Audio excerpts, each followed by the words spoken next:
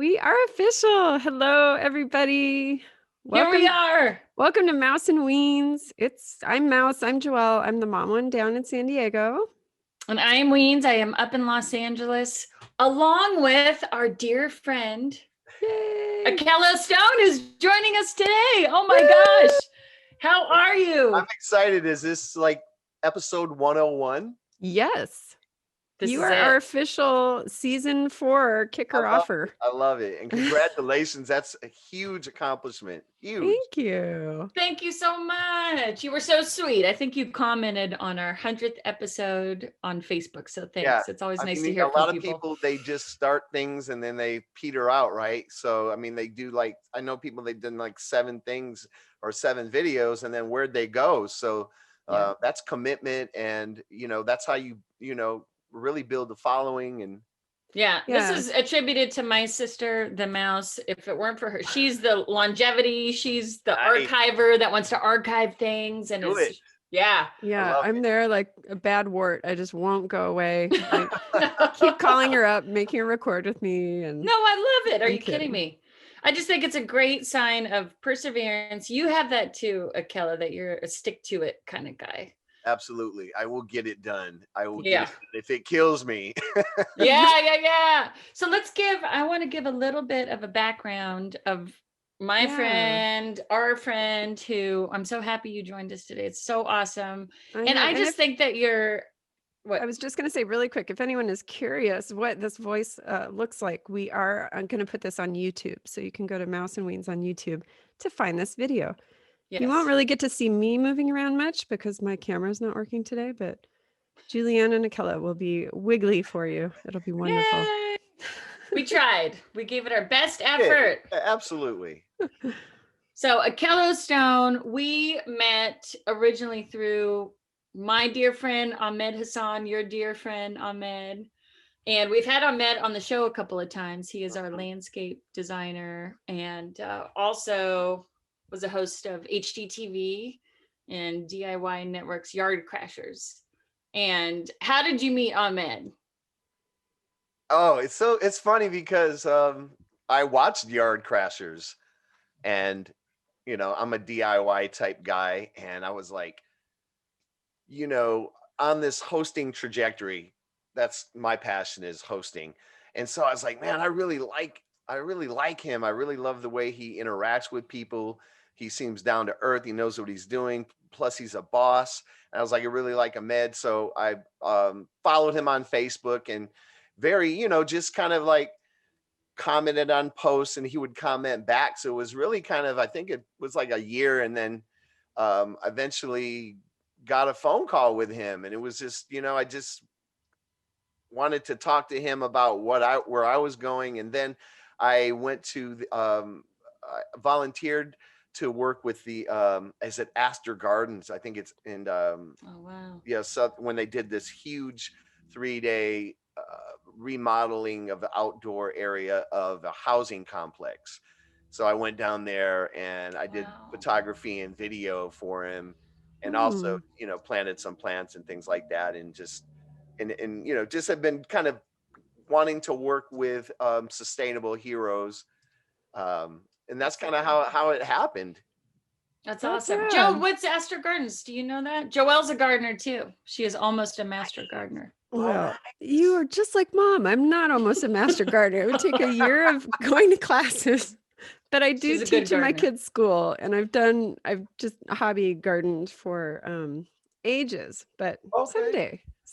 She won best volunteer of the year with her gardening at her daughter's school. And she got featured in Better Homes and Gardens. That's awesome. Better Homes and Gardens. I love you, but that's not true either. Well, who came by your house and looked at your garden? Oh, I was on a garden tour. I was part of a garden tour and then That's close. They were going to feature me in San Diego Home and Gardens, but they didn't. There you go. But that's what I'm talking about. I love you. Oh, that's something to be proud of. Thank you. No, I am. I do love gardening and I aspire to be a pro someday like Ahmed, but his episode was one of our best watched, viewed, commented on. And he really is a star. And I see that same star quality in you. So good for you. That's awesome. Thank you. That's awesome. And I'm just going to list a few things that you have done. This is on your IMDb, which is so amazing and versatile. That's why I really wanted to bring you on too, because I think you're just a fascinating person and super ground. Okay, so actor, Second City Improv in Los Angeles. You went there. You did hip hop improv, which we'll come back to. He's a puppeteer, a photographer, a content creator. He hosted Mothers Against Drunk Driving event, a Manifest Your Destiny event, and a TED Talk-esque Creative Edge event. And I might have gotten those all mixed up because I just wrote notes from your page, but that's actor. awesome. Now your passion lies in hosting? Yes. In acting or just hosting? You know what? That's an interesting. That's a really good question, especially today, because when you figure out what you want and you figure out this is where I want to go in this direction. However, you don't necessarily, everything's not a straight line, right? Yeah. And so I have a very jagged line, but that was always part of like what I really feel passionate about. And so in August, I got a talent manager for the first time ever, because I was always doing my own kind of casting stuff. And then like a month later, I got an agent. So I have a manager and an agent. And I know very little bit about that, but all I know is if they send you an audition, you take it, right?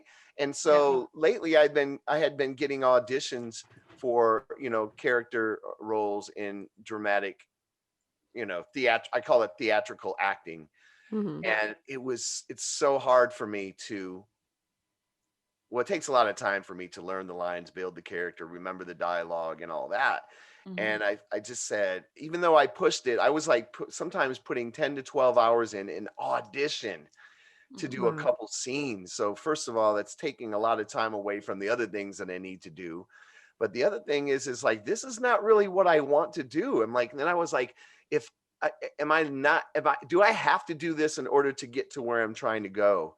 And it kind of this weekend, you know how things over the weekend, at least for me, they start to culminate. And then it's like almost like this weight. And I was like, I need to relieve this weight. And so I sent a very eloquently, if I may say so, written email to my manager and agent and basically said, I really don't have a passion or desire to do theatrical. And I basically said, if you can no longer represent me because I do not want to go in that direction, I completely understand. And they both said, no, we still want to represent you and we understand. And they thank you for being honest. So I was like, thank God, because I thought I was just going to ruin my whole relationship, because it's like, I don't want to do that, but I know who I am. I'm 50. I know who I am. That's great. I know there's something beautiful about that, being older, wiser. You've been down some different paths and you can be authentic. And I totally see that in you. That's great. Good. And I think, go ahead. Does that come from, and I don't want to divert off acting, but you're also a sociology professor. Yeah. So that means that you study life and like, yourself. Does that have any correlation? Oh, absolutely. Absolutely. Everything that I am and do is all like combined. And I love watching dramatic acting. I love good acting. I love reading and interpreting nonverbals. And I found out, this is an interesting thing, and I even like mentioned it in my email, is if you give me a puppet and that puppet is a character and has dialogue, I'm completely fine with it. But when I'm supposed to be somebody else that I'm not, that causes this like psychological disorientation for me. Wow. And that's one of the reasons why I stopped doing like long form improv classes, is because it's confusing for me mentally to be someone else for a long period of time. So you also have the lines and, you also have this character, and I'm actually taking an acting class right now and I'm going to finish it because I've committed to it. Right. But it was just like, I had a coaching session this weekend and it was like, what about, so when I get, when I'm talking freely as we are now, it's very different from when I'm reading, lines. Mm-hmm. And so all that to say is, I feel like I I make a better director than I would an actor in that realm. See, isn't that interesting? Yeah. Now, I have the reverse thing. Sorry, Joe. Oh, no, that's okay. But Go ahead. my thing is, having done acting in the past and gone to school and everything, I love getting lost in characters, and I have a hard time doing the host and just being myself up in front of people. So I have the exact opposite. I wonder what that is. Like, why? Now, can I ask both you guys this? When you are an audience member, what do you prefer to watch? Akello, do you like reality shows and documentaries over fiction? Does that line I up would to you? say I like both, and if fiction is done well, but I definitely like real people being themselves and real interactions. I know reality TV, there's a lot of, maneuvering and things, Yeah. but I believe that there are still pieces of that real person, Yeah. flowing through, and I just really like that. So yeah, I would say I will go to the documentaries first, and then I go to gory horror, and then I go down to crime and things like that. But Okay. How about you, Weens? What do you like the best? I like both. I think I'm definitely somewhere in the middle where I love a real reality, not fakey reality. Yeah. Nothing scripted. So if I'm going to go that route, like Surviving Death. Have you guys seen this show yet on Netflix? No, Near it's on death my list. experiences and I started watching it. Yeah, I'd be curious. Yeah. And I'm gonna tell you what, I started watching it because I am interested in it. And of course, it's so embellished with like the graphical representation of what the person was talking about, the bright lights and things like that. But kind of this is where I have the scientific mind that says, our brain is so complicated, we will never really understand it. And so the brain can create something that's really not there, and we see that. So it's like a biochemical electrical process, and that's our interpretation of it, as opposed to something that actually exists in tangible reality. Mm-hmm. We're talking about near-death experiences. This was the first episode of that show, Surviving Death. So the first one covers near-death experience. And yeah, that's what a lot of people think that. And then a lot of people try to, it's just one of those things that we don't know, just like religion, faith. Absolutely. Maybe someday. If you manifest an ideology about something so strong that it actually exists for you, there's no difference between whether it really exists or whether you believe that it exists, because it can exist for you. So I respect that I'm not like, come on. It's interesting to see all of that. I just actually finished watching a 4-part documentary about Heaven's Gate. Wow. So that was in San Diego. That was fascinating to me. I didn't know it was that deep. You know what I'm saying? I only kind of knew the headlines and the Nike sneakers and all that, but there was some interesting things going on. The whole idea of like cults is very interesting to me. Yeah, I just watched The Vow. Joe, did you ever have you seen The Vow with that guy? Yeah. No. I need to see all these. I have a list a mile long. I was going to say about Heaven's Gate, though. It's interesting because my mother-in-law is a real estate agent and often sells homes in Rancho Santa Fe. And she had just toured a client through the Heaven's Gate house while they were all in there, working at their sewing machines, wearing their purple and their sneakers. And they had like a security guard there. It was like really weird the way she described it. And then I think it was like 1 or 2 weeks later, this whole thing went down. Like she had just gone through that house. Yeah. So that was wild And to hear. she also saw a ghost. Oh yeah. Which brings me back to the Surviving Death. Yeah, sorry. She has a really good ghost story, but once again, 100%, like she is backing that story up that someone was in her hotel room and the whole anyway. But as far as the cult mentality, what do you think that is? Do you think it's just preying upon people who want to be a part of something, or sociologically? Absolutely. Because I'm always like, well, how do people how does someone, you can't get an adult to do things like that unless they surrender to that. And then I thought about my life, and we all can think about this, like just the daily life, the responsibility of adulting, especially if you're like me, I'm a single person, right? So everything falls on me. So the idea of having a collective accountability, you know what I'm saying? And almost kind of being free of sole responsibility, and you just contribute to the group. You know, you have a place to live, you have a place to sleep, and you don't have to worry about all those things. And even disconnecting from people in your life, in a way, attachment to other people, the relationships we have, I think sometimes they can be suffocating, and then we can't just, disconnect from people on our own. So it's almost just a picking up from your life and replanting it and trying something new. So something is not working, something is not fulfilling for people, I believe, who join a cult. So it's not just about someone being a victim of manipulation, but it's someone saying, yeah, I this is the direction I want to go. It's like being an entrepreneur, or, owning your own business and doing all that work and not getting a good result. And so it's easier to just go work for another company. Everything's taken care of for you. That's it right there. That's the same idea. Jump in, identify with them. They fulfill all your needs. And, yeah. Wow. And there is something I relate to that, being single myself, where I thought about that the other day. I go, have to handle everything that comes up in my life, pretty much everything. Yeah. Everything. And it's sometimes I just go, I just wish someone else would.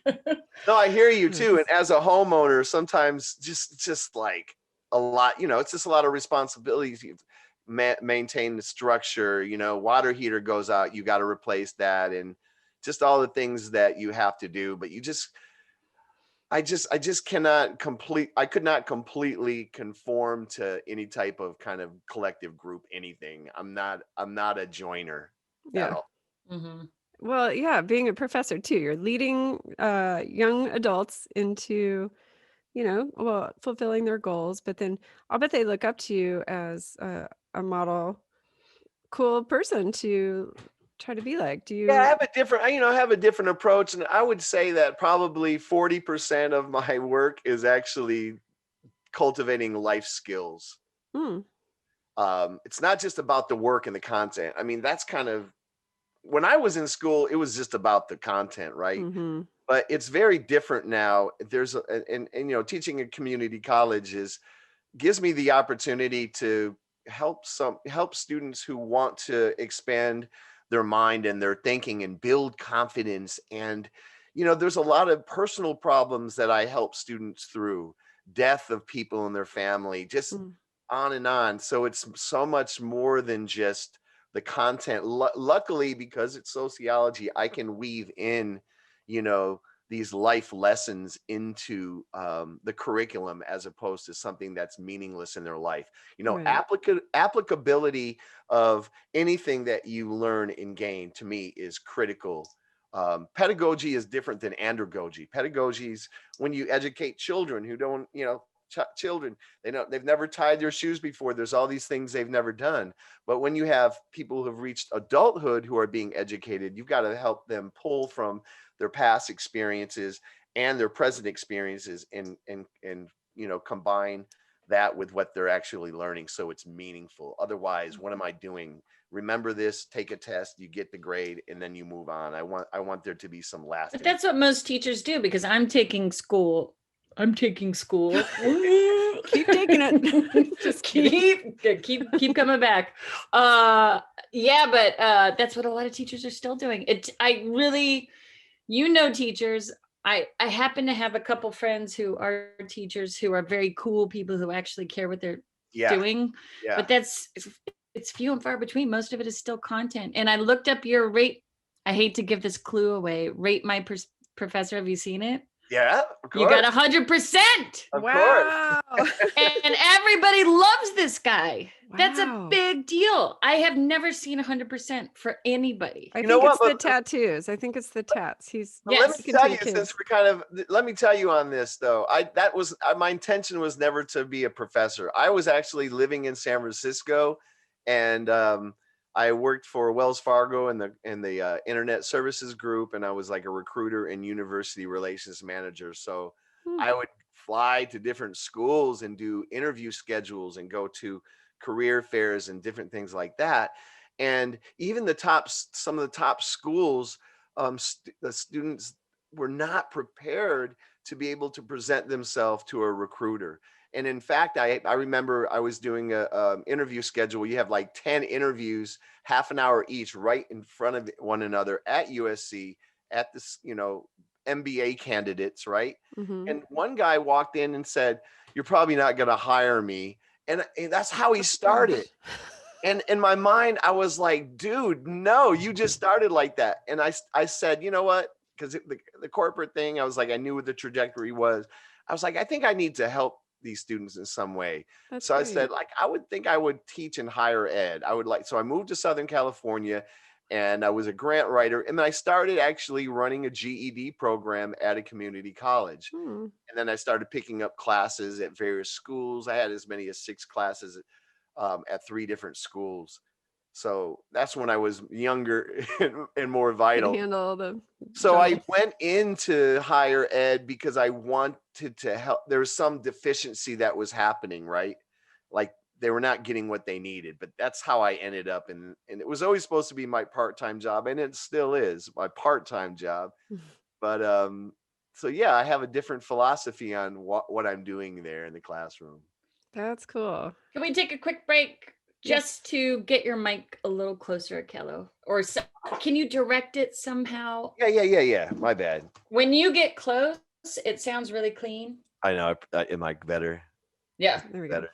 It just looks like a big black banana in my face, but yeah. I know. Well, what do you think, Josette? It looks great. Yeah, I think it's That's good. fine. I mean, that's fine. We've all got our podcast. We all weird dongs on the screen. I've got mine over Oh here. yeah. I like, maybe it's just You need a new shape. I have another one inside, and this is my secondary mic. Maybe this is better. That's That's fine. How's that? Yeah, all good. Yeah. Is it directional where? Yeah, it's just a. Oh, got it. Okay. The condenser mic. I have I'll probably switch out the other mic. I'm still kind of moving out of my bedroom, and I'm like, I don't want to take my good stuff to the back, but I was like, okay. Oh, that's nice. Can you do a P real quick? A pop. Pop. P? Okay. P? So it's just to see if it's poppy. Like, Is it poppy? Okay. It sounds all right. You want me to switch to the other mic? I can grab the other mic. Well, maybe like a tiny 20-degree angle. If you just speak off to the side of it, it's a little bit better. There. Yeah, like that. Like a All little. right. Yeah, How's you this? kind of had it. How's before. this? Is this good? Is this good? That's Yeah, better. that sounds good. Okay. Yeah. Thank you for that. Sure. Thank you. I'm sorry, and I didn't want to interrupt the flow. No, but I could tell it got a little farther, like a little tinny when you came back a couple times. So that just rather preserve it. I like to move around a lot, so I know, It's it's hard. good. Bill. Yay. Okay. Sorry. Well, Yay.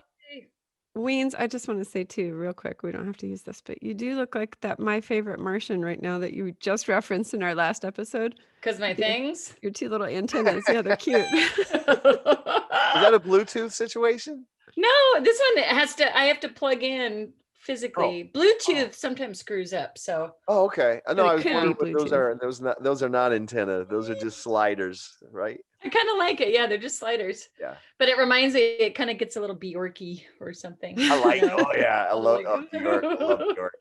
I know. I love her outfits. Oh my God. I would dress like that all the time. I might start doing that. Do it. Big swan dress.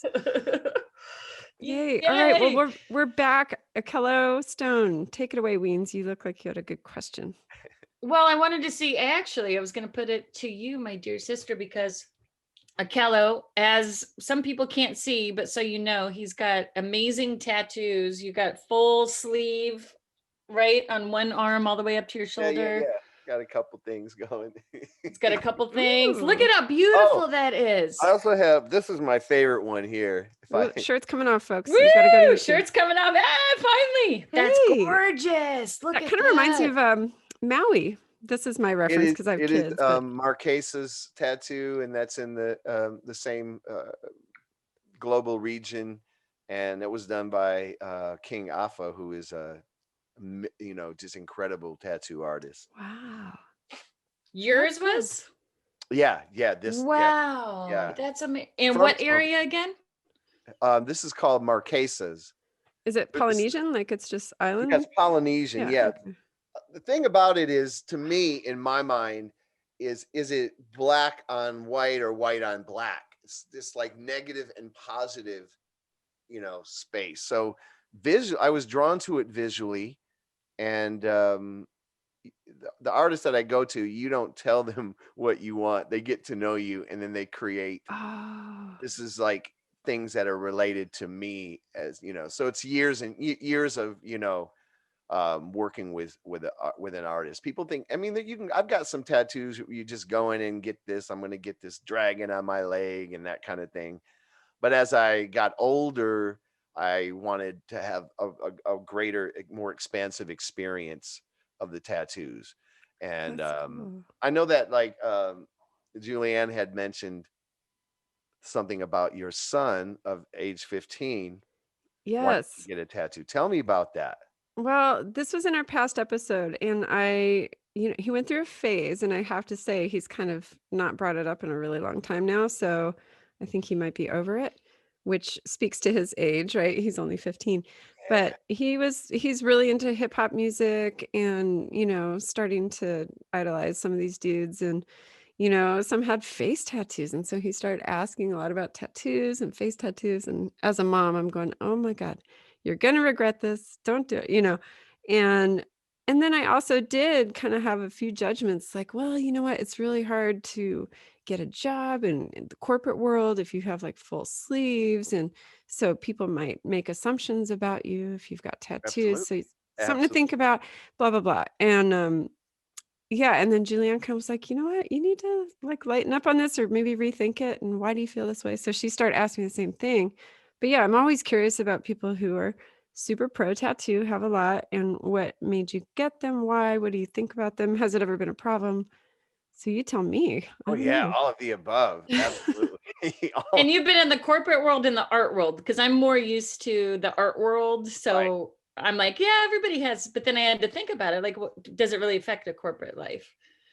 Well, when I think about it, I got my first tattoo when I was in grad school, and it was really small. I wanted to see could I stand the pain? That was my first thing. Mm, So I got something small. What does it feel like? Because that's an important part of it. It's not like this looks cool, but it's what are you going to do when you're sitting there and it feels like a hot nail is being dragged through your skin over and For over like hours and hours. for hours? Because the longest I've ever gone was 5 hours, and then at 5 hours I was like, I can't do anymore. I'm like, you got to stop. And the tattoo artist, okay, let me just finish this piece. I was like, no, you have to stop right now. So I reached this point where I want to hit somebody because it hurts so bad. It's an interesting biochemical process. So what I did then, as I started to get tattoos slowly, I made sure that they were covered so I could wear short sleeves. Maybe mhm, I started on my shoulder, right, and chest. I could wear short sleeves. And then I got a little bit more confident with where I was in life, and got, I was tired of, conforming to some degree. So they mhm, just went lower and lower. So I was out of the corporate world by that time, but I was also in academia, and academia is very conservative. oh, yeah.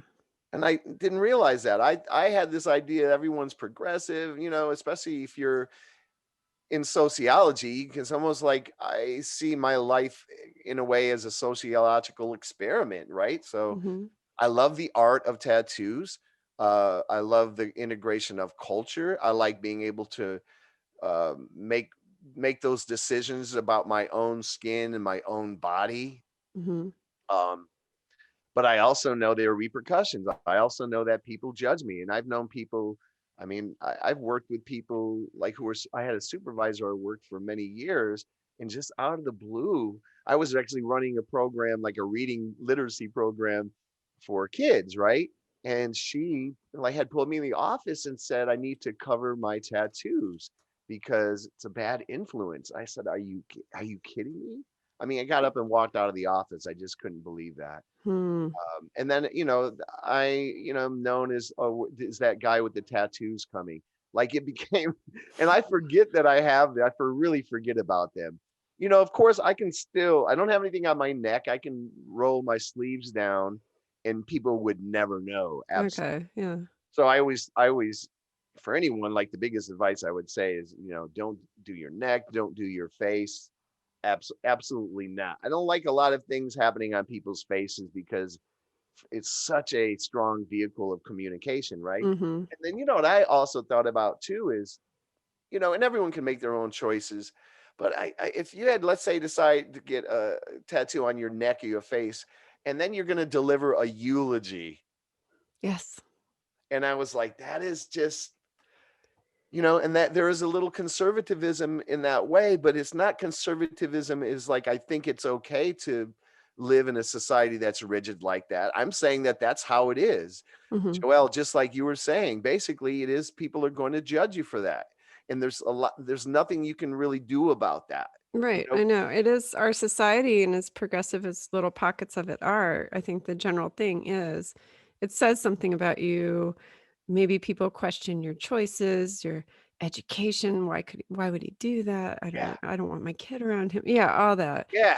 Which, Because yeah, that stigma is still there in 2020. That stigma right. about tattoos. Versus Polynesia, people probably it's like a sign Yeah. of power and respect, and a whole different thing maybe. It's like the Starbelly Sneetches. Yeah, Great, exactly. that is such a great example. It's true. It's very true. I would never recommend anybody get any tattoos prior to age 21. Right? Yeah, I would say 30. I really found I knew myself at 30, but yeah. But Yeah, that's me. I'm the mom. well, yeah, but I mean, you're not doing it out of this like I want to control you. You're doing out of this like this is world out here is very challenging to navigate. Right, And exactly. you have to have your feet firmly planted before you make certain individual collected decisions, and you have to know what the repercussions of those decisions are. Exactly. Yep, that's it. Nail on the head. Which is nice to have those trailblazers who say, I'm going to do that, and I'm going to be the advocate to fight out against the judgment I get. But then you're making a big choice to be that. Yeah, It's going to be your fight. It's funny because when I was teaching on campus, on the first class, I wore full, I covered all my tattoos, and I just give it to them, boom, boom, boom. And the next time I come in, I'll roll my sleeves up.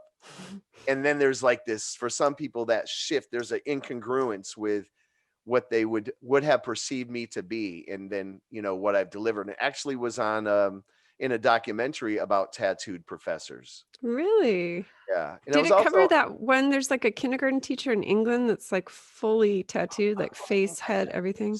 Yeah. That's pretty wild to me. I'm like, wow, that's bold. Very bold. That is really bold. Absolutely, really bold. That's neat. What is the name of the documentary? I'd love to see that. It's called Academ Inc. Oh, cute. Okay, we'll look for that, and we'll link it in our show notes. I have a website where I'm sorry about that. I thought the phone was on silent. I have a website that I curate content for my classes, sociology students. And there's probably about 3 or 4 videos that I'm actually in, because there was another tattoo series where I talked about the, dealing with the pain of tattoos. What is your website for people that are interested? Yes, that website is sociologyonline.weebly, weebly.com. Oh, cool. So I use that for my students, but I also curate content on there. So I don't lose it in the shuffle, right? There's so much content to deal with. Oh, tell me about it. It's so true. I know. That's awesome. And you're doing something with a woman who's a sociology professor, and you guys, your whole mission together is to bring how would you describe that? Well, she actually was the one that did the documentary Academic. And the way that I meet people is very interesting. At least I think I meet people in a very slow but methodical way. And actually went to a sociology conference in like probably 10 years ago, because I presented at those and did my little academic thing. But she did a session on another documentary she made and wrote. She's like a powerhouse, right? But it's called Covered, and it's about women, the experience of women in the tattoo world and having tattoos and how it's different than men. And she had used Prezi for her presentation. And I was like, oh my God, that is so cool. And I emailed her and it's like, I really loved your presentation. How did you make that? And that's how it all started. So then we ended up getting the same book for a class. She's in New York, and we did some co-lectures on that. Then I came up with this concept of 2 professors talk about one topic for 3 minutes, called 2 for 3. And so That's it's cool. really, it's just interesting because she is, heavily tattooed as well. And we have similarities in terms of being in environments where it's very conservative. Right. Wow. Oh, you are my perfect person to talk to about this. We should have consulted him for that episode, but I know. this I'm is glad good. I This was. is part 2 follow-up. I love it. What made you get them to start with? Was it just kind of an artsy expression thing, or was it like, why do people get tattoos? Well, for me, I just, like I said, I see myself in my life as a way to experience the world instead of just seeing it. Mhm. It's funny because, like, I don't know if you're familiar with the Kinsey studies. The sex ones? Yeah. Yeah. So Yes. like Kinsey would actually engage in certain sexual practices, so he understood what people were talking about. And Mm. so I see myself as like, what is it like Gotta to try get a this. tattoo? What's the culture like? How does it feel? How will people react? What's the healing time like? So there's like a biological aspect. And then, like, to be honest with you, and I don't know if you have tattoos, but Mhm. when you first get a tattoo or certain places, you're in the shower and your peripheral vision sees it and you feel like there's something on you. And then Oh. over years, you don't see them, then they just disappear, and they're not. Sometimes the only time I ever see sometimes I see the tattoos, I'm like, oh shit, I got tattoos. However, as a person who, goes to like tattoo exhibitions, Mhm. they have them like at Pasadena. I've been to several of them, and then when I go in there, I feel like, the 21-year-old girl that has the little Winnie the Pooh tattoo when I see what kind of tattoos people have on their bodies. I could I'm like, I'm very imagine. conservative. Well, that's a cool reason though. You just really wanted to understand the experience and do it for yourself and understand that side of the world. That's cool. Understand that side of the world, and to be quite completely honest, it's kind of funny. Is like, how you have to just you have clothes and then they start to shrink, or you Mhm. start get bigger, or they fall apart, and you have to buy more clothes. It's like all I need to have is like a t-shirt, and I have like I have clothes. Like, I never feel completely naked. How You about have nice sleeves all the time you can show off. And I Yeah. I never like feel that. completely naked though, ever. Interesting. So, are you hiding from something? No, I'm kidding. We don't have Oh to get that no, deep. no. That's cool. I like it. Now, does it give you street cred too? Do you go to certain neighborhoods and you get like the head nods, like, okay, you're a cool dude, you can hang? You know what? If I can choose to present myself with the tattoos in a way, and then with my nonverbals, that people find me intimidating. I don't see myself as being Mm-hmm. intimidating at all. But if I'm not talking and then people see me, if I'm wearing a tank top, But I could imagine it'd be a level of protection, kind of like, okay, guys, here I am. oh, absolutely, it is. It is a Yeah. level of protection, Hmm. and and I don't.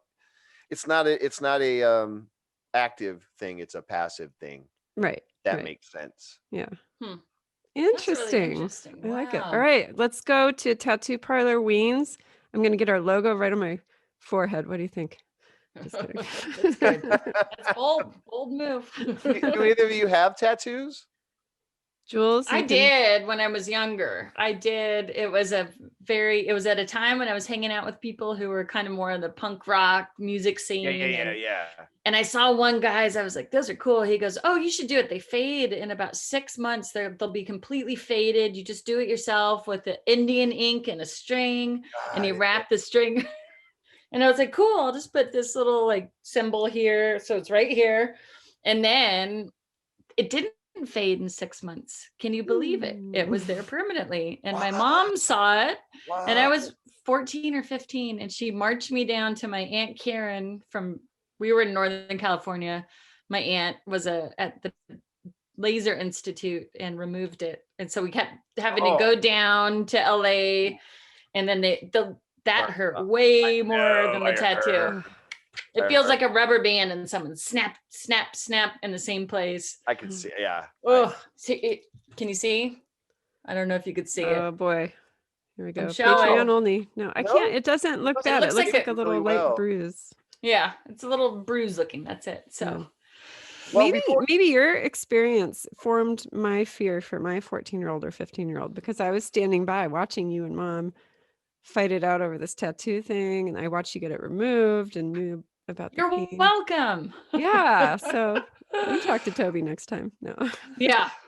Well, it's a bad idea when you're that young, because 2 years later, mine was of a band, and so 2 years later, I'm like, I like those guys. So not a great idea at that age, but it was also an interesting experiment. Yeah. Can I pivot and ask you, Akello, tell me if this is too personal, but why are you still single? Are you happy being single? Are you looking for love, or what is your love life situation? Am I being super nosy? Sorry. Oh, she'll always ask that. She's going to. I'm like, what do they call the matchmaker in Yiddish? I forget that word. She does this often, Yeah. Well, I mean, outside of the fact that we're in a global pandemic, and it's probably not a good time to have relationships. I've had them in the past, and here's a simple equation. And then I want to talk about my hair at some point, because this is different. Can roll that right in. Yeah, but this is what I've had conversations with people who are having problems with their relationships, or being single is not being a problem, but being single. And let's just remove the idea that people who are single can date, they can have companionship, they can have really good sex, but I call myself an I person. And there are other people who are we people. They want that connection with someone, and they want to move through the world with another person in this joint cooperative arrangement. And if you have two we people that get together, that's great. They're oriented like that. They're like cult members. They just want to be part of that group. No, it is absolutely. And then there's the I people like me, who moved out when I was 18 and lived in different states and cities, and plopped down in places all by myself, because that to me is living. And it doesn't mean that if I ever met the right person, I would be open to that, right? But I also know and people say the older you get stuck in your ways. I don't think it's like that. I think the older you get, you really understand who you are. I have an 82-year-old aunt who's been my pen pal for like 26 years after my mother passed away, and she had 9 children. And then her husband passed away 7 years ago. She lives alone, and every letter she writes me is she's lonely. She hates being alone. And my thing is, I'm on the opposite spectrum, as I love being alone. I love, to hang out with people, whatever, but I could be alone for 3 days and not talk to anybody and be completely fine with it. So that's just kind of my nature, the makeup of who I am. If I was in a relationship, I don't even think I would want to live together. I think it would be like maybe 2 or 3 days we would spend, and the rest are our own. Does that make sense? Yeah, you could be like, I'm watching The Crown right now. Princess Di and Charles, they had separate bedrooms, separate wings, like separate beds. I know that. They'd come together for pictures and kid making. Yeah, I didn't know that either. Wow. Just kidding. So, Akello, have you ever been in a relationship, or what was your experience like if you had like living with someone? And yeah, I've lived with someone, and I've been in relationships that were just never, to me, they never completely flowed for me. Like never, let's be honest, I don't have an attachment to people in the way that other people do. And again, it doesn't mean I don't love people and, and all that, but I don't have that attachment of need. And I think a lot of it probably stems from just my experience in life, coming up, seeing really no role models for people who are happy in relationships. And most people that were married ended up getting divorced. And my father was married 5 times. And I'm like, wow, I think people get married because they have the fear of dying alone, maybe. Mm-hmm. But Yeah. I have a friend, and she's all agreed to euthanize me if need be. Like Oh boy. I've got that all worked out. I know it's like an interesting thing, but when I think of relationships, I do really think of people not wanting to die alone. It's part of the human That's true. experience, I'm sure. Yeah, nobody wants to be the person who's discovered in their house, months later and Yeah, ugh, yeah. sorry, that's Well, the other gruesome. thing too, let's be honest, is there are some people you only have like a physical connection with. Like the sex is really good, but there's really nothing else that kind of you connect on. It's weird because especially if you have, different aspects of who you are as a person, um, you're not going to get all those met with one person. Mhm. I think. I mean, other people, maybe they change maybe I have huge expectations, and so I need to have multiple people in different tiers to be able to fulfill those things.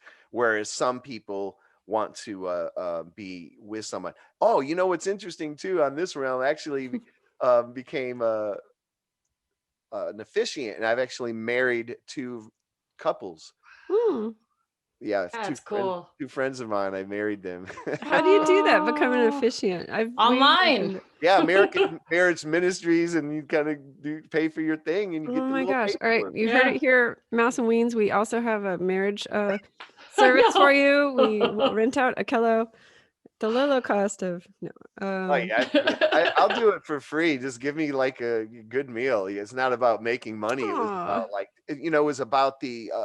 For me, it was the people that I married I knew, and so when I wrote the vows, it was Yes. really about who they were and how I knew Yeah. them and how I knew their relationship. So to me, like if I never get married, at least I got to go through ceremonies on that end of things. That's Yeah. cool. That's true. That's true. Well, And I I'm love just those personalized things. Yeah. And yeah. I was just going to say, I wonder about religion.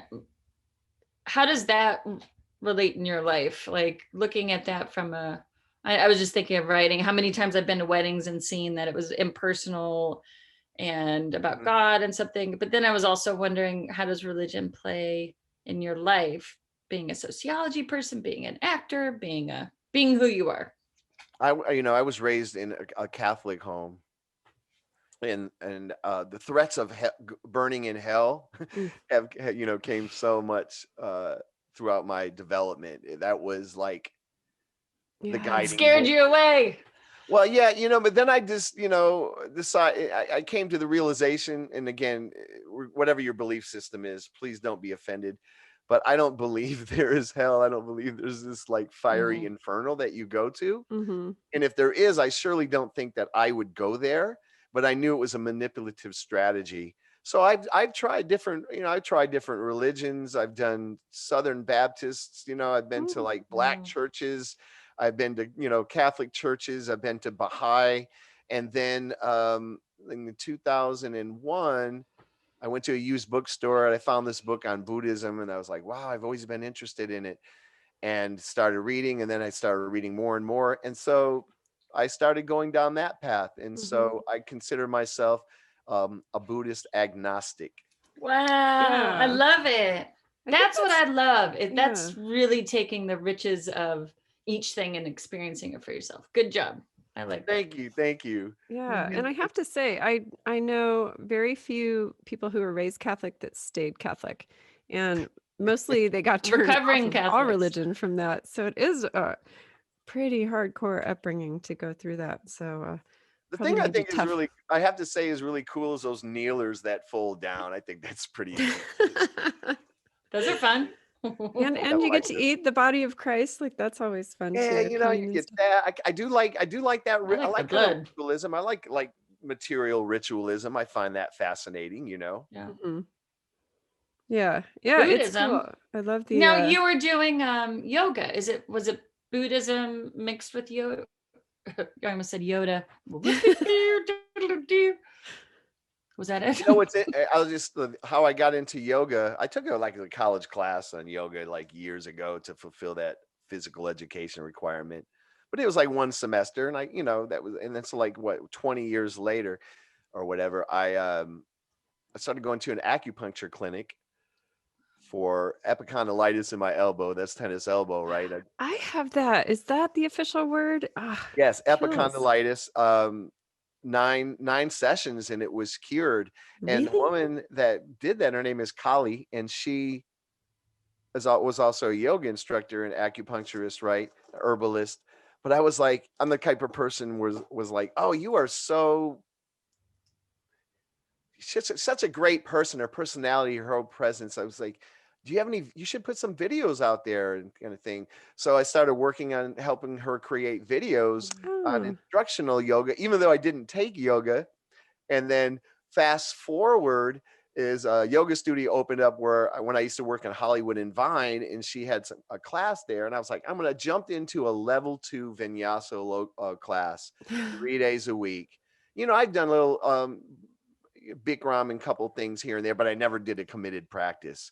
And I was into it so much. I actually went to Bali for a week-long yoga retreat where we did yoga twice a day. I mean, I wow. was into it. I've had some back problems and I've had to kind of take a step back. But the fact that you mentioned kind of the connection between Buddhism and yoga, there is a connection there. Mhm. That there I find those connections, and I guess for yoga, or for me with yoga, the incredible discovery I found was I was really not in tune with where my body was in physical space. Talk Mm. about being clumsy. I didn't know where my hips were. I just certain things, and it allowed me to really get into my body like I'd never had before. So, Wow. Yeah. it was, and I say in the past, I hope to get back into yoga because I definitely do miss it. That's cool. That's good. And I'm glad, it's a little more accepted maybe in Southern California, or at least I see a lot more men in the classes Although, here. Unfortunately, not what, Joe? yeah, I was going to say there was a huge thing a couple of years ago up in the Encinitas school system where they were having the kids do yoga as, Good. stretching and kind of a meditative moment and, just to calm people down, different thing Yeah, with their body. I absolutely. But then all the parents started pushing back, saying it was religious. And so they Oh, had a big measure to take it no. out of the school system. So then it became a big fight. I think they can still do it. I think they won, the yogis of the world. But yeah, isn't that Wow. crazy? I see nothing wrong with it. I think it's all just love Yes. and light, and I can't believe It anyone has is, a and problem I've with it. actually done a couple workshops with a couple youth serving organizations. Yeah. I did some yoga workshops with some fifth graders, and they loved it. I mean, they was into it. It's a shift for a lot of people, right? Because there's always been this, like for me, when I grew up, there was like PBS. You remember PBS? Mm-hmm. Yeah. Oh yeah. Love it. There was a yoga show, and the woman, just could do all those, advanced poses. I still And tape her show. I think it's like on reruns. The oh blue suit wow, and the big she's long good. braid down the side. Oh, Yes. yeah. So that was like my yoga stigma, but I know Julianne had mentioned that, yeah, there were many times where I was like the only man in the class, and maybe there was another one. Even for the Bali retreat, I think there were 15 people. I was the guy. Hmm. I'm Wow. fine with it, but it's almost kind of like it's a different experience, isn't it? Because here's the other thing that I want to mention before we get off that topic that kind of really in the realm of toxic masculinity. Mm-hmm. There's a lot of men and there's a lot of kind of rhetoric out there that sexualizes yoga. And I really, as someone who is a practitioner for years, I find that problematic. Yeah. Yeah. I I'm follow glad an that you, Go ahead, Vince. sorry. Well, I do want to, can I say something about that real quick? Because the toxic masculinity, I mean, I think that you appear as if, you are kind of you could look tough, like you were saying, with the tattoos, Yeah, with and he's your got hair that you're the talking spiky hair. I about. want to talk about the hair too. Yeah. But yeah. And your goatee and your whole physique, you could come across that way. I would cast you as a Absolutely. criminal, or Oh I gosh. could, Absolutely. or sure, I'm sure you do. I'll bet you get typecast a little sometimes, maybe as that All the in time. Yep. yeah. Mm. But also, I mean, we could see past that. You're a beautiful human. You're a very lovely man, but Thank you. toxic. So for the guys out there who listen to the show, where does that come up for you? What can you tell people to kind of soften that area in themselves and places in their life? This is a big broad question, but you're very in touch with do you call it a feminine side? How do you? I don't really use those kind of labels to describe it. I just think that everyone has a whole range of expression. And as adults, we learn to repress so many things. And I don't think we know what to repress and what to conform on. Like me personally, and I can't validate this with data and facts, but just kind of in my heart, I know that for many young men, I can be the role model. I can show them an expansive way of being a man, even though I love my beard. I love my beard. That's like my masculinity kind of thing, but it doesn't mean that I am going to fit that stereotype. And I think I've always had a way with like helping young men see that there are different ways to express masculinity that are not toxic, that are not oppressive. There's ways in which we use language and how we communicate with one another as men, but also with women, and what is offensive and what's problematic, pointing that out along the way, and then role modeling that behavior, like being in the yoga class and being in certain environments where maybe more men would feel comfortable because I've, broken the, what is it called? Like when you kind of the trailblazer or whatever, in a way. That's the kind of the way that I see. And actually, and I'm so excited, I'm teaching a new class for the first time called Gender and Society, because I wanted to teach a class on masculinities. I wanted to say, what can I do on this micro level to really deal with this problem? Because what I've always seen is men that talk about toxic masculinity and have a book and things like that out about it, right? They used those aspects of toxic masculinity to rise up in their career. So yes, I'll be honest with you. I probably could have been a lot further, a lot richer, a lot more, in quotes, successful, had I played along and subscribed to like the old boys network, but I just don't, and I can't. And I realized that there are, I probably miss out on a lot of things, but my values are more important than any of that. No, I think that is so important for being the mom of young boys to have these role models that can show this softer side and more emotional side and be in touch with their feelings and use language like that, yet balance it with being a man, a stereotypical, man with different aspects of them. And I wish we had more like that. In fact, in my daughter, we kind of got to choose between two teachers at her school for this virtual learning. One is this big, loud, football coach kind of guy who everybody loves. I mean, he's just, salt of the earth, and he'll make you feel so great and grand and give you confidence. But then there's this other teacher who plays guitar and gets emotional and hikes and meditates and, and I'm like, you know what? She has enough big burly dudes in her life that are rah, rah, rah. So we went with this sweeter, quieter teacher, and I love it. I love that balance for her. And so I love that you're out there as an example of that. That's very cool. There's a documentary too. A woman, I think she's married to Gavin Newsom. Am I saying this wrong? But she has a documentary about it. I'll link that in our show notes too. Okay. But then we'll go to your page as well, because I'm sure you've got stuff on that. I was going to jump in, and if you have something else to say, just remember, but you have a book. This person we're speaking with does have a book that is amazing. Yes, it's called, can you hold it up? There it is. Seeking Self. Can you just say it? Yeah, Seeking Selfdom in the Age of Selfies. I love it. So what is that? What is it about? Oh my God. What is it about? It's about everything. I love it, by the way. You could just turn to a page and it seems to speak to you, because it's so dense and rich and well done. Can I just read from the back? And because otherwise it'll just go on and on. But hold on. Oh, here we go. Welcome to 50, right?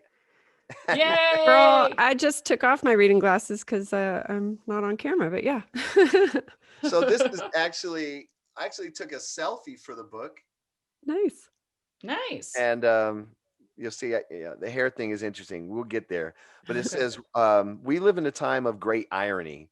We take countless photos of ourselves, post them to social media for others to view, and yet we don't really see ourselves. While many people seek power, material gain, and that elusive thing called happiness, countless others seek something more, both a deeper relationship with themselves and a greater understanding of themselves. Selfdom is the consummate curator of our multifaceted identity, the custodian of our grand purpose, and the champion of our limitless imagination. Cultivating this important relationship offers us new ways of looking at our lives and life itself through multiple lenses that challenge our intellect, strengthen our interpersonal connections, and invigorate our soul. The ideas shared in this book can be profound catalysts for personal growth and transformation predicated on your own terms, executed in your own way, and accomplished in your own time. Dude, That's awesome. that's great. Wow. I'll bet that connects with your students in a big way, right? And these younger folks in the age of selfies and It does. S&P. And there's really just kind of one chapter on that. I'll be honest with, like, um that's the selfies idea is the draw to, like, get people to want to read, but it's so much more than just, I think people may think it's like an evaluation of selfies, and I do like a little bit of that, but it's just for what one of my friends called it, my manifesto. I love it. Yeah, awesome. geez, it covers everything. So Okay, what now brought you- about your hair. Oh, I was just Sorry, gonna I say, was totally pivoting because yeah, I Ahead, know we Joe. are watching the clock, but I just wanted to know what brought you to write that. That's interesting. Well, it was kind of a combination of things I've been writing. I've been kind of writing pieces of it for like 4 years before I kind of really put it together. The idea was, by the time I turned 50, I wanted to publish a book, because I felt there was a lot of self-help books and those kind of things that were preying on people, that were giving people things and telling them to do it this way, and then, spend money and go, to this and go to do that. And I've even been to some of those things, and they give you the workbook, and I was like, this is not kind of how I operate. I don't like recipes. I like to just throw and for things together. $2,000 you go to the next level. That's and right. for And it's just, all that kind of stuff. weird Ugh. pyramid schemes. And so I was like, well, you know what? I want to put down what my thoughts are in a way that that integrates all the different aspects of who I am, and not just, it's not just scientific or spiritual, but it's just kind of everything. It's just kind of an open conversation, if you will. So that's kind of why I wrote the book. I didn't really want to tour and do all that, right? I've actually given away about 200 copies, and I think I've probably sold 15. And You gave me Wow. one, and thank you. You're It's welcome. beautiful. And I'm completely fine with it, because it's just, I wanted people to get a sense of a little bit more about who I am. I would say I've been more of a private person and not really expressive of, like, things deep down inside, because I feel like I don't want, I don't know, it's just a private thing. And so for me to, like, put it all out there, like, even talking about, there's some people who do not know that I am agnostic, for example, right? So, like, reading that, it's like that might change their view of me. I talk about my suicide attempt when I was 15 in the book, so never wrote about that before. So in addition to that book, and then parachuting at 50, that was finally accomplished. So I feel good about that. That's I great. love it. I love that concept. So good for you. Well, we'll link your book in our show notes as well for everybody. But yeah, show you some love with that. That's great. That's great. Yay. Okay, do you want to end on what is up with your hair? I think What it is is up awesome. with your hair? This It is so Fine and wonderful amazing. to me. I don't know what the story is. I'm so curious. Yeah, that's why I wanted to tell you. It's a little bit more interesting. So when I was in college, I was kind of I was a sociology, African American studies double major with a minor in psychology. So I came up with this idea that I just thought people were always reading people by their clothes, their hair, their adornments, right? Mhm. And I shaved my head because I didn't want that to be something that people would read on me. Mhm. Believe it or not, I just like if everyone, I had this philosophy that if everyone was bald and shaved their head, there would be less aggression. There would be people would be happier. I don't know why. That was just my philosophy. And again, I wanted to use my own head as an experiment, I guess, to see how people reacted and what that meant. But then I also found that I really liked the look, and I just thought it was so much easier to just shave my head. I didn't have to pay anybody. And that was in 1993. Wow. Right. So And you stuck with it because we met up just I a few months stuck ago. with it. A year ago, I started to kind of play around with growing my hair out, right? But I in trying to cut my hair and keep it trimmed, I like sometimes it cut too much, and then you got to cut everything else. And then ended up, I was like, I can't do this, and I just cut it all off. So again, I tried to grow it this year, and this time I kind of let the sides start to grow out, and I was like, well, this is kind of fun. And now when I look at myself without hair, even though I wore it for like 27 years with hair, I said, like, that looks weird. Oh, And I funny. feel more like me. And the other thing too is, and Julianne pointed out too, I felt like getting the agent and the manager, I just kept getting these thug roles and things like that, because of my appearance. And I was like, I want something different than that. Like, are people really turned away because I shaved my head? And that was, and I feel like it does change my appearance. And actually the first time I did it, last year, I wrote an article about for LinkedIn about the experience, because most people have hair. Now I have some thinning in the back, and I'm okay with that. I didn't even know it was there because I had shaved my head for so long. Other people do the opposite, like men that have male pattern baldness. They eventually shave their head. Exactly. And my roommate does that, right? But I was like, oh, I can grow hair. I have a hairline. And it was like, okay, let's see where it goes. So it's kind of different for me, That's to cool. have hair. I like So you haven't really seen that many people with it, but what's the reaction now from the people you have always seen? love it. Like when I so I did an audition, a self-tape audition, and sent it out. And I hadn't even told my manager and agent that I was growing my hair, because I know they immediately say, get more headshots. I'm like, wait, no more. I just got some. But when they saw it, like, they immediately said, oh, I'm in love with your hair. People always respond in such a positive way, which is interesting. When I talked about reading hair, I was like, well, what was wrong with the way I looked before? So it's very different. So it really substantiates my claim that people do see hair as a big thing. You know what's so weird is I didn't really even notice. I'm an eye person, and I'll make eye contact, and then but my sister's different, where she'll notice, like, she'll obsess on someone's tooth. And I'm like, I didn't even see their teeth. I was like, eye contact. It's weird. We're just different in that way.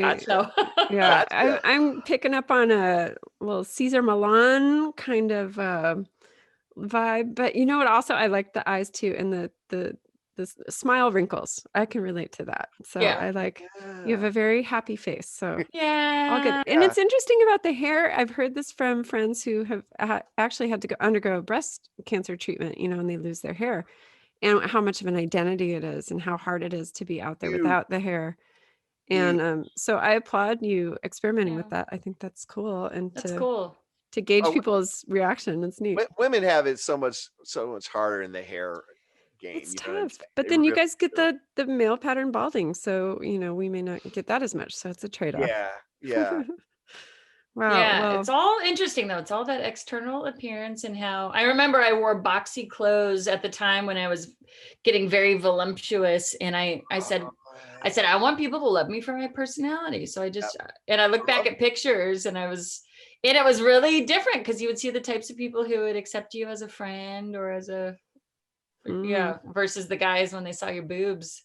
It's like, all right, I know you guys versus you guys. All right. Oh yeah, absolutely. Yeah, we could talk for hours about appearance and perceptions and identity, but bottom line is you just have to. I believe in, like, when I meet people, get to know people, I always give everyone a blank slate and like build from there. And some Yeah. people see it as kind of a naive quality because we want to immediately judge and make discernments. But I'm like, I know nothing about this person, and I'll have to like build Yeah. an understanding of who they are. And a lot of people don't want to take the time to do that, unfortunately. I wonder Yeah. if that's That's most people. a reaction out of maturity too. Whereas when you're young and maybe, see, I always go back to my caveman theory. I have to bring it up. But when you're young and ready to mate and you're looking at the girl with the nice boobs, you know, that's a measure of she would be a good mom. She could feed my babies. And so you're more attracted to that. But maybe once you exit that stage of needing to reproduce, you really start to notice personalities and the more meaningful stuff. Well, See, I was, and I Yeah. never was a baby person, so I didn't think like that as much because I didn't think I wanted to have kids. And you also, it's in your Yeah, I book put that mine you on didn't. display. I wanted to be a mom, so I was pushing those puppies up. Yeah, it's So I all wonder if different for that's a everyone. distinction right there, like knowing that if you want to be a mom or a dad or not. I What don't were you know. going to say? Just my theory. So Joel, do you think that people have different degrees of the manifestation of that evolutionary biology? I think everyone has, obviously the libido is there Hmm. in terms of the reproduction kind of, it's there, you know, it's what we do, obviously, if we respond to it or not, right? It is implant, you know, it is embedded within who we are. But when you said you want to, you know, you really wanted to be a mother, and I hear people that do that, or that say that, and then there's people like me who says I don't want children, you know, I love children, but I don't want them. I don't have that Hmm. desire or want that level of responsibility. Why do you think that people are different in that way? What makes a difference? I have been wondering this my entire life because Julianne and I are so different in this aspect, but I don't know. I really think I popped out this way. I was a Yeah. little girl and I loved babies and Barbie dolls, and I just followed my mom around and I wanted to be domestically, as with it as she was, and did all the cooking and cleaning. That was just all fascinating to me from the time I was, I don't know, 2. And then Julianne popped out and I really thought she was my baby. I took care of her. So Oh, it's just an instinct. I can't explain it. yeah. And now that I'm older and they're more independent, now is when I'm coming into my own and I want to do things for me. And this is really the first time in my life I've felt that way. So I love that. it's just who I am. I don't know how to I love explain that. it. So yeah, it all worked out. But yeah, it'll be interesting to see where my kids fall with this too, because I can see my daughter already being a little mini mommy. And then there's my middle son who's very competitive, and he's decided when he was young, he won't say it now, but when he was young, he said, I think I'm going to be gay because then I can hang out with my best friend. We can drive a sports car. We can play soccer all the time. We don't have to pay for kids. It'd be great. And I said, yeah, it would be great. But I don't Was think that he Elliot or understood. Toby? It was Elliot, but I don't think he Oh. understood the nuance of the physical part of that. So now he sings another tune now that he's 13. He goes, "Oh, Yeah. I can't believe I said that." But anyway, yeah, it's an interesting thing to think about. But gosh, Akello, I love how in tune you are with yourself. It's so refreshing to have a guy who's not posing to be something he's not, and who can Yeah. really lean into um, all parts of yourself. I think that's great. Yeah. So Like Appreciate thank you if, that. for I'm yeah. still a work in progress. I come to these moments where I'm like, I thought you knew who you were, and you're like, no, you still repressing. Like I said, like that Wow. coming to the thing with that acting thing. I was almost embarrassed to admit that I didn't really want to do it. Like, what do I do? It's almost like you back yourself into a corner. Then, like, how do I get out? Mm, You make decisions, and then you have to find a way to like undo the decision, right? But it's Yeah. always, you can always do that, though. You can always do that, and a lot of times, most of the time, the best thing that you can ever do is to communicate what you really think in a way that's eloquent and respectful. You know what I mean? mm-hmm. I strive to live a life free of conflict. And the only conflict I usually get is like they don't pick up the trash bin, and I've got to like call LADWP several times to kind of get that. That's my conflict there. But that was because I've created a life that doesn't require that, because I came from a background where conflict was the norm. And I didn't want to have my life like that and be miserable. There you go. That's I good. think that's wonderful. Good for you. Now, Akello, you have something on the horizon that I saw, which might explain why you have this nice microphone in front of you. What are you doing in the future? What's coming up for everybody that we can tell them about? Well, I was trying to DIY a audiobook for the book, to read the book. Oh, cool. And it's really hard to do that, especially on your own, and I do like audiobooks and people like them. And I was like, you know what? I don't think I can do this. I think what I can do is a podcast that covers a little bit deeper into each of these chapters. And a good friend of mine agreed to read the entire book and write 3 questions for every chapter, and then record her voice reading the questions. And so I'm going to answer the questions, and they're very thorough, deep questions that I get to mess around with. So that's called Seeking Selfdom, Going Deeper. And I'm also working on a 13-part guided meditation series for Insight Timer called Delve into Selfdom. And so I want to also take the 13 chapters and find something to be able to meditate on too. So the book was really kind of like, I need a platform of ideas so I can not have to reinvent the wheel over and over again. But those 2 things are what are on the horizon for me. Hopefully by spring they'll come out. That's awesome. Congratulations. Thank you. Yeah, that's very cool. Akello, thank you for being here with us. This is very enlightening for us both. Right, Joe? I loved it. I could talk for another 3 hours.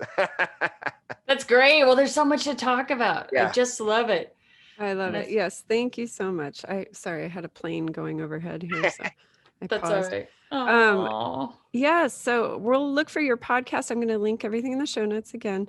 And your audiobook in the future, and your guided meditations coming up. I was going to say too, when we were talking about yoga and stuff, there's a very cool Instagram account called Black Boys of Om. And really? Yeah, it's really neat. And hearing you having done racial studies, you would love this too, because I think it breaks down stereotypes of race in yoga. So I'm absolutely pulling that up. Yeah. So we'll look at that too.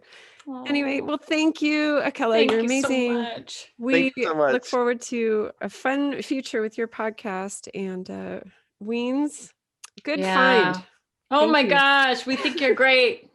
You're awesome, Akello. Thank you so much for being here. Ahmed is a hard act to follow, but oh my goodness. Yeah, see, Ahmed is the glue of all of us here. He's the like-minded though. Birds of a feather. Absolutely, yeah. All right. Cool. Well, thank you. And we hope to talk to you soon again. You will. Okay. All right. Akello Stone, everybody. Thank you. Love to you. Bye-bye. Bye-bye. If you would like to hear more about Akello Stone, please go to our show notes on mouseandweens.com.